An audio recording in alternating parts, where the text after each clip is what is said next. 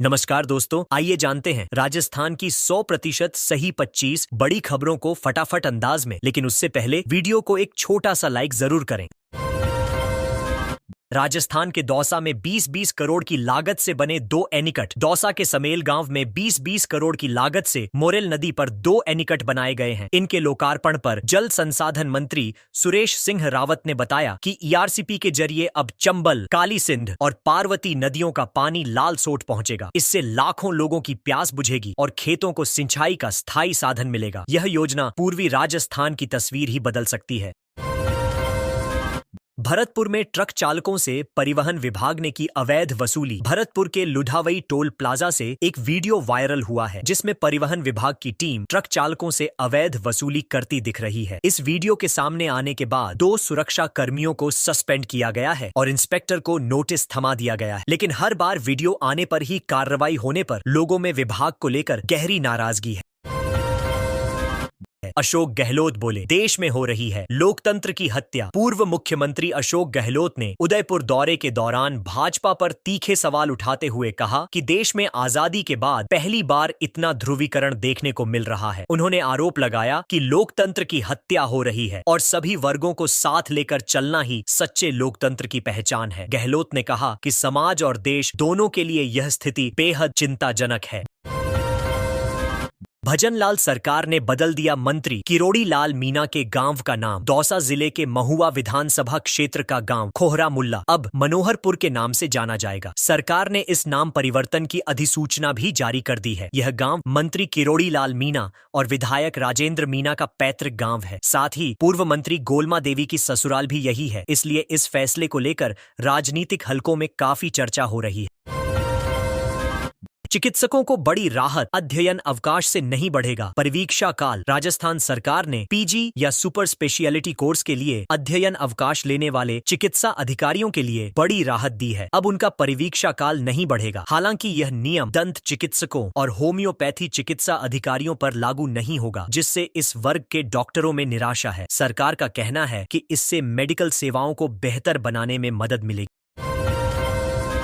भीलवाड़ा में पशुपालकों को 16 जून से मिलेगा बढ़ा हुआ दूध का रेट। भीलवाड़ा में गर्मी और लू को देखते हुए जिला दुग्ध उत्पादक सहकारी संघ ने पशुपालकों को बड़ी राहत दी है। अब 16 जून से उन्हें दूध पर 2 रुपए प्रति लीटर अतिरिक्त भुगतान मिलेगा। यह बढ़ी हुई दर 31 जुलाई तक लागू रहेगी। इससे पशुपालकों को आर्थिक फायदा मिलेगा और गर्मी में जानवरों की देखभाल करने में उन्हें कुछ अतिरिक्त सहयोग मिल पाएगा। साई भर्ती परीक्षा रद्द नहीं हुई तो होगी आर पार की लड़ाई। हनुमान बेनीवाल ने चेतावनी दी है कि अगर पुलिस उप निरीक्षक भर्ती परीक्षा 2012 रद्द नहीं की गई तो वे भजनलाल सरकार के खिलाफ आर पार की लड़ाई छेड़ेंगे। उन्होंने आरपीएससी के पुनर्गठन और अन्य परीक्षाओं की तारीखें बढ़ाने की भी मांग की है। बेनीवाल ने इस मुद्दे को युवाओं से जुड़ा बताते हुए जल्द ही आंदोलन की रणनीति का संकेत भी दिया है। राजस्थान के 639 पीएमश्री स्कूलों के लिए अच्छी खबर। प्रदेश के 639 पीएमश्री स्कूलों को केंद्र सरकार से 50-50 हजार रुपए का बजट मिला है, जिससे स्कूल अब खुद ही खेल सामग्री खरीद सकेंगे। पहले ठेके से खेल किट आती, जिससे गुणवत्ता पर सवाल उठते थे। अब यह बजट 2 चरणों में खर्च होगा, 70% सितंबर तक और शेष 30% नवंबर तक। इससे बच्चों को अच्छी गुणवत्ता वाली खेल सामग्री मिलने की उम्मीद है। गर्मी से सब्जी के उत्पादन पर पड़ा असर। कीमतें बढ़ी। भीषण गर्मी और लू के कारण प्रदेश में सब्जियों की पैदावार और गुणवत्ता दोनों पर असर पड़ा है। सिंचाई के बावजूद फसलें खराब हुईं और बारिश के बाद रोग कीटों ने हालात और बिगाड़ दिए। इसकी वजह से बाजार में सब्जियों की सप्लाई कम हो गई है, जबकि मांग ज्यादा है। नतीजा यह हुआ कि लौकी, ग्वारफली, टिंडा जैसी सब्जियों के दाम 30 से 40% तक बढ़ गए हैं। जयपुर में यूपी से दशहरी लंगड़े आम की हो रही बम्पर आवक। जयपुर की मुहाना मंडी में यूपी से इस बार दशहरी और लंगड़ा आम की भरपूर आवक हो रही है। इस वजह से आम की कीमतें पिछले साल की तुलना में करीब 1/3 तक गिर गई हैं। दशहरी आम अब थोक में 40-45 रुपए किलो बिक रहा है। किसानों ने जल्दी बारिश की आशंका के चलते फलों की तुड़ाई तेज कर दी है, जिससे बाजार में आम की बहार आ गई है। प्रदेश में 80 साल पार के कर रहे मनरेगा में मजदूरी। राजस्थान में 80 साल की उम्र पार कर चुके 48 बुजुर्ग आज भी मनरेगा में मजदूरी कर रहे हैं। इनमें से 12 जिले के ही 774 बुजुर्ग शामिल हैं। यह स्थिति प्रदेश में ग्रामीण इलाकों की आर्थिक मजबूरी को दर्शाती है, जहां उम्र के इस पड़ाव में भी लोगों को पेट पालने के लिए मेहनत करनी पड़ रही है। 60 के बाद जहां रिटायरमेंट होती है, वहीं यहां 80 पार बुजुर्ग भी मजदूर हैं।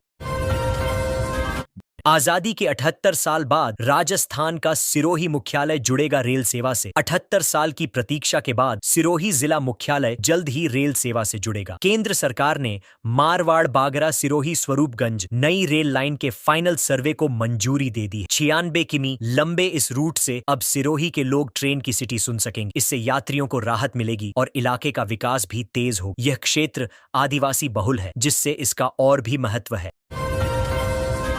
राजस्थान सरकार ने अब सरकारी अस्पतालों में रखरखाव शुल्क लगाने का किया फैसला। राजस्थान सरकार ने अब सरकारी अस्पतालों में दान में मिले उपकरणों पर रखरखाव शुल्क लगाने का फैसला किया है। इस निर्णय से दान की गई मशीनों, एम्बुलेंस और उपकरणों का बेहतर रखरखाव सुनिश्चित किया जाएगा। सरकार का मानना है कि ऐसा करने से दान की गई वस्तुएं ज्यादा दिनों तक उपयोग में रह सकेंगी और स्वास्थ्य सेवाएं लगातार मिलती रहेंगी।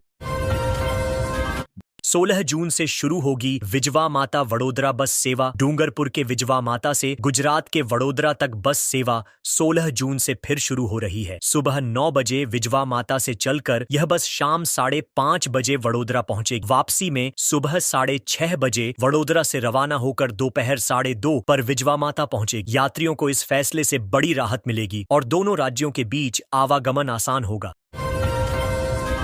मदन मोहन जी मंदिर की परिक्रमा मार्ग का होगा निर्माण। करौली के ऐतिहासिक मदन मोहन जी मंदिर के परिक्रमा मार्ग का जल्द ही निर्माण होगा। पर्यटन विभाग ने इसके लिए निरीक्षण शुरू कर दिया है। अफसरों ने पांचना बांध, दरवाजे, परकोटे और प्रमुख चौराहों का जायजा लिया। इस कदम से करौली के पर्यटन को बढ़ावा मिलेगा और धार्मिक यात्रियों को बेहतर सुविधाएं मिलेंगी।